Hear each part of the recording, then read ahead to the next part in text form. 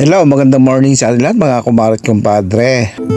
Flex ko lang yung buhay ng magsasaka, ganito. Kailangan pag naani yung palay, kailangan tong may bilad kaagad. Kasi pag hindi na ibilad to, masisira siya at bababa yung presyo niya.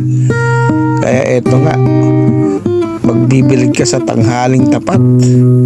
Tirik ang araw, mga lods.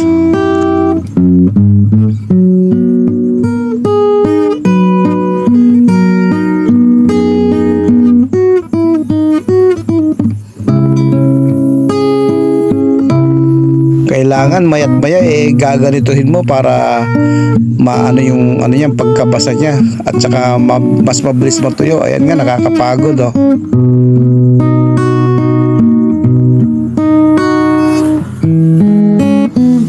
At dahil medyo kumulimlim na yung araw at nagbabadya ata ng ulan, kailangan na itong akasin.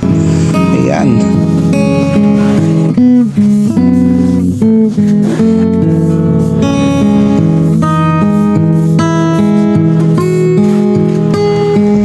Ito nga palang ginagamit na pantali dyan, loads, yung kawayan para mahigpit.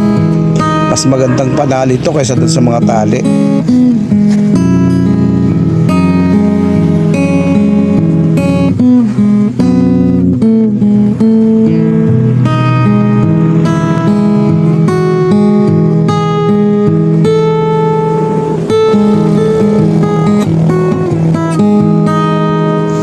At ayan nga loads, ganyan ang pagkakatali niyan, mahigpit.